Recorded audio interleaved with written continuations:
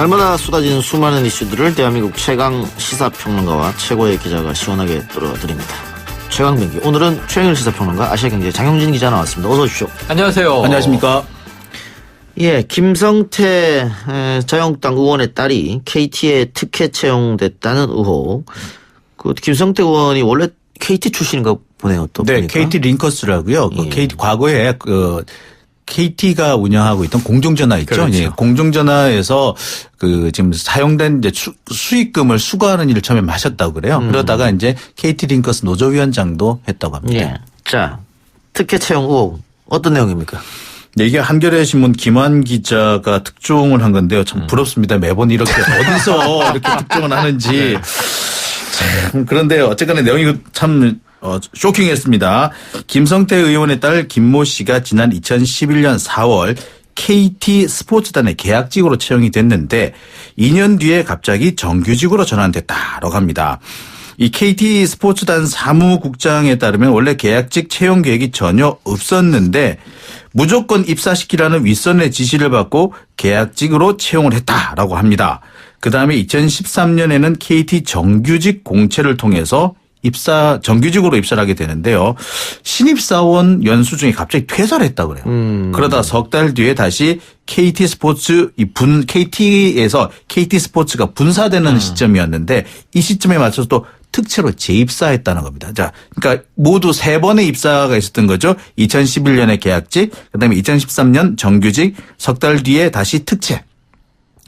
자, 이런 것들을 살펴보면은 이게 정상적인 어떤 처리 과정이 아니었다는 건 분명히 보이고, 보기에 따라서는 이 정규직이라든지 계약직 처리에서 문제가 있는 것을 좀 덮기 위한 행동이 아닌가라는 의심이 좀 됩니다.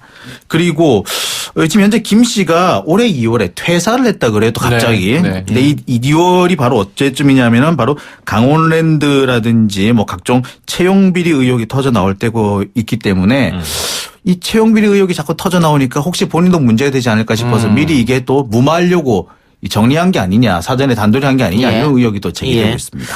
근데 이 김성태 원내대표가 이 서울시 교통공사 채용 문제 비리를 비판하면서 국정조사를 관철시킨 주인공 아니에요? 아니 얼마 전까지 원내대표였죠. 그러니까. 나경원 이제 신임 원내대표에게 물려줬지만 이 국정감사 기간에 어떤 일을 했냐면 기억나실 겁니다. 아마 서울시청에 박원순 시장이 이제 국정감사 받고 있는데 1층으로 이제 난입하는 사태가 벌어졌죠. 그러면서 이제 국정조사 얘기를 하죠. 서울교통공사 이제 조사해야 한다. 그래서 이제 이게 오히려 국정감사를 방해한 행위 아니냐 뭐 이런 논란이 있었는데요. 어쨌든 그 결과 국정감사가 지나고 국정조사는 합의가 됐습니다. 지금 이제 시기를 잡아야 돼요. 이번 임시국회가 또 12월에 열리면서 결국은 여러 가지 이제 정체되어 있는 법안 처리, 특히 예산안 처리에서 국정조사를 이제 여당이 받았죠.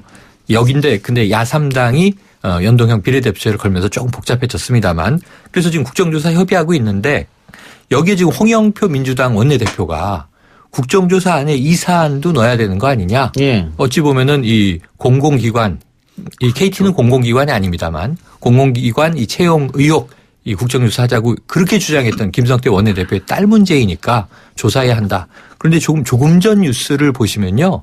김성태 의원 전 원내대표가 무슨 얘기를 했냐면 좋다. 우리 딸 국정조사 받겠다. 대신 문재인 대통령의 아들 문준용 씨도 함께 국정조사해야 한다. 라고 지금 이 연쇄 이제 걸고 들어가는 그런 상황이 벌어지고 있습니다. 예. 그래요. 지금 민주당뿐만이 아니고 다른 야당들도 같이 해야 된다. 야당들은 다 정의당, 뭐 민주평화당 모두 이 사안은 묵과할 수 없는 사안이다 이야기하고 있습니다. 자, 그런데 오늘 김성태 전 원내대표가 기자회견을 열고 입장을 밝혔다고 하거든요. 일단 그의 내용 듣고 와서 우리 계속 이야기해 봅시다.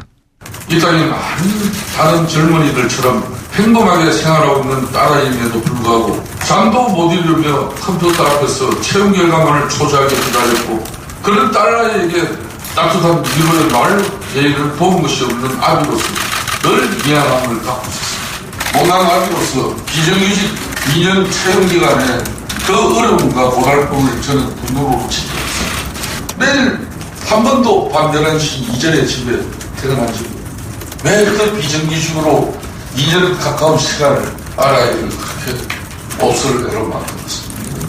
정치인의 가족이라는 이유만으로 말도 안 되는 중성 노력이 대상이 되어야 하는 것이 또한 가족의 개인정보는 공개되어 있지 않음에도 이를 불법적으로 취득한 것은 야당 정치인에 대한 분명한 탄압으로서 정치인의 가족까지 정쟁의 제물로 지시키는 여당과 언론의 행태에 대해서 이 개인정보 보호법에 명백하게 위배된 행위를 민간이 자행했습니다. 정권 차원에서 불법 사찰이 자행되고 있는 것인지 대해서도 명명백백하게 밝혀 특감반 지금 현재 민간의 사찰 문제가 커지고 이걸 물타기 위한 수단으로 이런 치졸한 정치적 문제를 벌였다는 사실에 대해서 정말 아예식이 제거됩니다.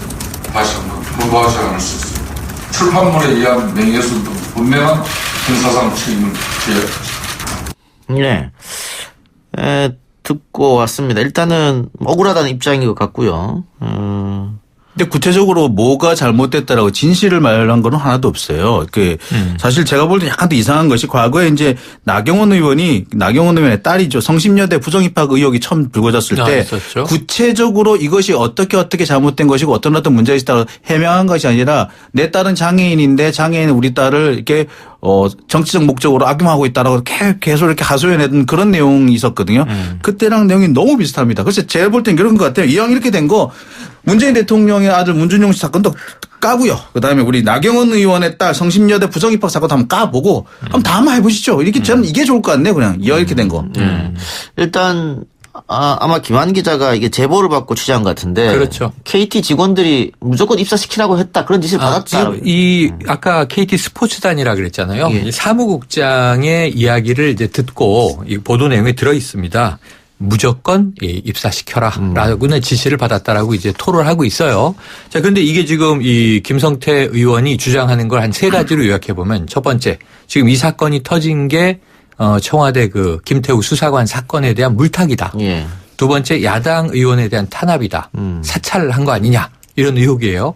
세 번째는 굉장히 감성적인 이야기예요. 딸에 대한 이야기를 하면서 저는 뭐 어느 아빠라도 여야 진보 보수 떠나서 이 가족 건드리면 화나죠. 그래서 뭐 이런 이제 굉장히 감성적인 이야기 할 수 있다고 보는데 하지만 국민들에게 그게 설득되려면 팩트를 체크해야 되는 거죠. 정말로 아닌가. 아까 세 번은 좀 이상하고 당장 K스포츠단에 있었던 사무국장이 압력 받았다고 이제 이야기를 했는데 예. 이게 지금 김태우 수사관의 무슨 첩보 보고서 목록에서 튀어나온 얘기가 아니라 신문 기자가 취재해서 보도한 사안이란 말이에요. 예. 그러니까 물타기라고 이야기하는 것은 조금 이제 안 맞아요. 악귀가. 정치적 그런 오딩일 수도 있는 거죠. 네네. 예. 그래서 이런 부분에 대해서는 조금 냉정하게 이 아버지로서 정말 딸의 명예를 생각한다면 진실을 밝히면 될 문제다. 이런 생각을 해봅니다. 예. 장용진 기자 말대로 지금 기자들 앞에서 억울하다는 입장을 밝히면서 우리 딸은 정정당당하게 합격했다 라면서 증거를 내미는 게 합격 통보 이메일이랑 네, 그렇죠. 회사 사원들이랑 워크숍 가서 찍은 사진이거든요. 맞아요. 이건 증거가 될 수 없죠. 그렇죠. 네. 그러니까 다른 거를 한번 내놔야 될 것 같고요.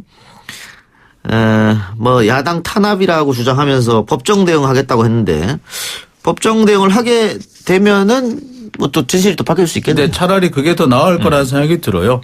사실 김성태 원내대표 자꾸 이렇게 왜 가족을 건드리냐는 식으로 말씀을 하시는데 그리고 자기 자신에 대한 그 비판을 보고 이제 야당 탄압이라고 말씀하시는데 똑같은 입장을 그대로 대보면은 지난번 서울교통공사 채용비리 문제가 터졌을 때 김성태 원내대표가 그랬거든요. 노조 관계자가 친인척을 정규직으로 채용함으로써 노조가 도덕 불감증이 빠져 있을 뿐만 아니라 심지어 고용을 세습했다라고 비판했어요. 역시 당시 노조위원장을 거론하면서 노조위원장도 뭐 자기 친인척을 채용시켰다라고 주장을 했는데 역시 똑같이 자기도 가족을 건드렸어요. 그리고 본인이 야당 탄압이면은 그러면은 서울교통공사 같은 경우 노조 탄압을 한 거라고 똑같이 볼 수 있거든요. 그렇다고 본다면 지금 이렇게 계속 물고 늘어질 것이 아니라 깔끔하게 한번 공개를 하고 조사를 받는 게 좋을 것 같습니다. 그게 국정조사든 아니면 검찰 조사든 꼭 받을 필요는 있다고 생각됩니다. 예. 어쨌든 민주당은 뭐 이렇게 된 김에 이 사건 또 강원랜드까지 다 해서 국정조사를 하자 이런 주장인 것 같은데 그게 뭐 받아들여지 어쩔지는 좀 더 두고 봐야 할 것 같고요. 지금 KT 얘기가 나왔으니까 네. 이 KT는 지금 김태우 수사관 문제와도 얽혀 있잖아요. 있습니다. KT 대간 상무가 함께 골프를 치고 그렇죠. 골프 접대를 했다. 뭐 이런 네네. 내용이죠. 그러니까 이 대관 업무라 하면은 이 정부와 관계하는 업무를 하는 흔히 이게 마사지하는 업무다. 이렇게 이제 현장에서 많이들 얘기하는데요. 정부가 뭔가 규제를 하거나 뭔가를 만들 때 정부와 소통하는 역할을, 창구 역할을 하는 이제 그런 임원입니다. A씨라고 하죠. 이 A 상무와 김태우 수사관이 만나서 이 A 상무에게 제보받은 내용을 가지고 뭘 유도하냐면 유영민 과기정통부 장관과 독대를 유도했다는 거예요. 그럼 여기서 혹시 과기정통부의 감사관실 5급 채용에 지금 지원하려고 했던 정황이 있지 않습니까? 예. 사실상 지원했는데 청와대가 철회시킨 거거든요. 예. 이거는 뭔가 마땅치가 않다.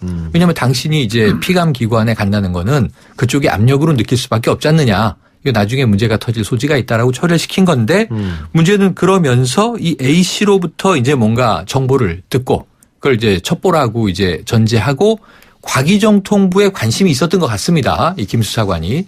왜냐하면 이쪽의 5급직으로 지금 6급의 가장 직업적인 하나의 염원은 5급으로 승진하는 그렇죠. 거 아닙니까? 5급부터 사무관이잖아요. 그렇죠. 고시를 통해서 갈 수 있는. 관료로 보죠 그때. 맞습니다. 네. 그래서 이 5급직에 이제 지원하는데 저는 처음에는 이 기사를 보고는 좀 정당하게 지원만 하는 것만으로도 압력 행사로 보일 수 있겠구나 생각을 했는데 상당히 좀 복잡한 정황이 이번에 드러나고 있는 거예요.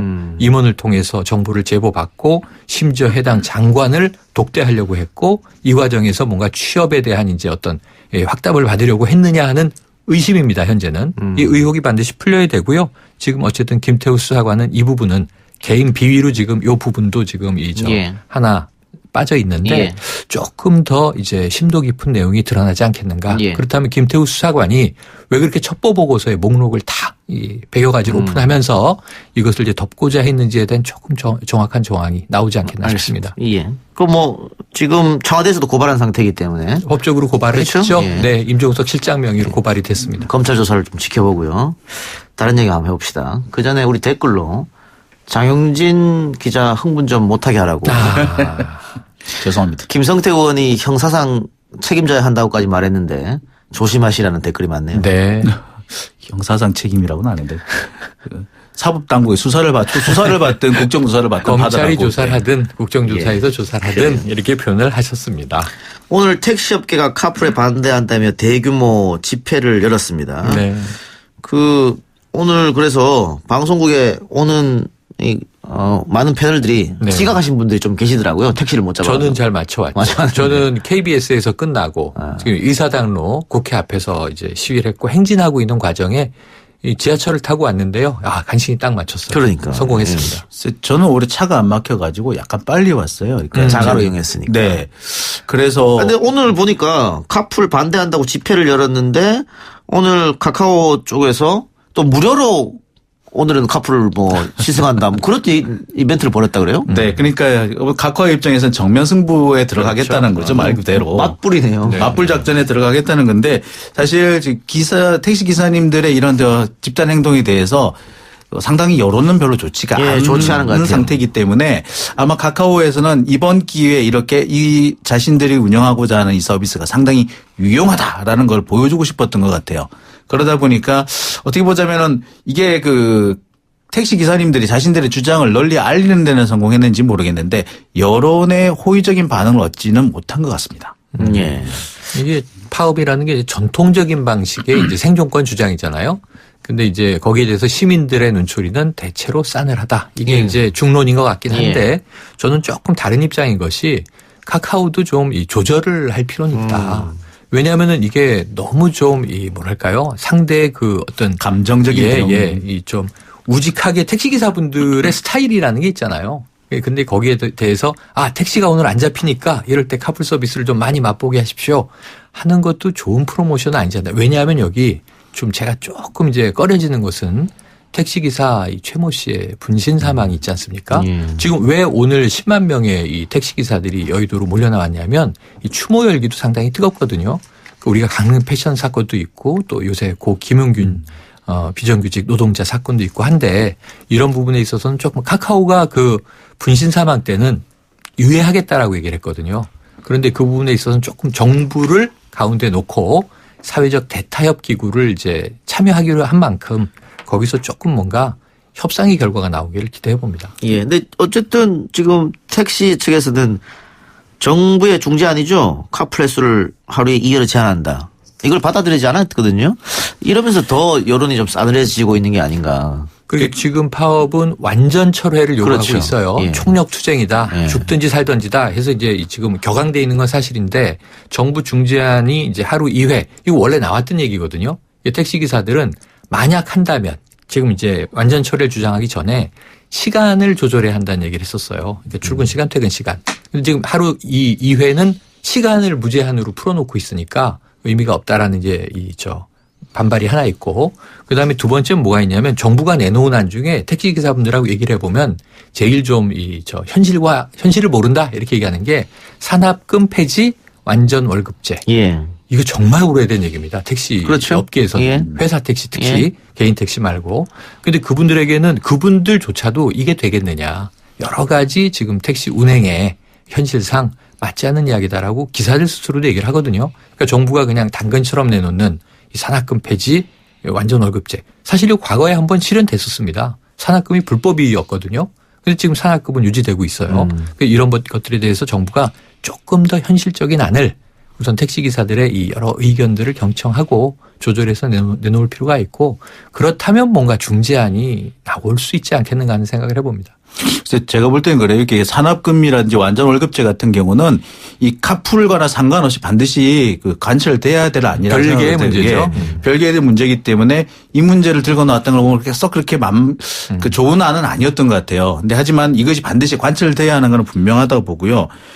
특히 이번 이 택시 기사님들에게 분노하게 된 것은 택시 기사님이 상당히 열악한 상황이 있기 때문에 더 열악해질 것을 우려해서 생긴 것이 아닌가 생각이 들어요. 그렇죠. 그래서 그렇게 본다면 지금쯤이면 카카오 측에서 좀 더 적극적인 상생 방안을 내놓을 필요가 있을 것 같습니다. 그게 제일 그 앞으로 대타협의 관건이 되지 않을까 생각이 듭니다. 예. 그러니까 이게 지금 공유 경제 모델의 흐름을 막을 수는 없다. 이렇게 본 그게 지금 정부 입장인 것 같아요. 정부 입장이 저도 그렇게 보는 입장이에요. 그런데 이제 일부 이 좀 IT에 그래도 이 능통한 경제학자들이 이런 얘기를 해요. 공유 경제가 아니고 약탈 경제일 수도 있다. 왜냐하면 플랫폼만 돈 번다. 지금 카카오가 플랫폼 그렇죠. 아닙니까? 예. 카카오는 우리 회사 아니다. 이 럭시를 원래 인수한 거잖아요. 이 카카오 모빌리티 서비스인데 그 부분에서는 조금 정부가 예. 플랫폼으로 가는 이익과 택시 기사들이 뺏길 수 있는 이익을 지금 서로 통계가 다 다르거든요. 정부가 이 중립지대에서 한번 이제 예. 시뮬레이션 해볼 필요가 있다 이런 생각을 예. 해봅니다. 근데 어쨌든 사회적 약자로 가는 사람들이 자신의 입장을 주장하는 그 마지막 수단이 집회고 시위인데 네. 지금 택시 기사들이 그 여론의 힘을 못 받고 있기 때문에 맞아요. 안타깝죠. 과연 이 뭐 투쟁이랄까요? 이 독립 어느 정도까지 유지될지는 좀 더 두고 봐야 할 것 같습니다. 맞습니다. 예, 두 말씀 오늘 여기까지 듣겠습니다. 수고하셨습니다. 고맙습니다. 고맙습니다.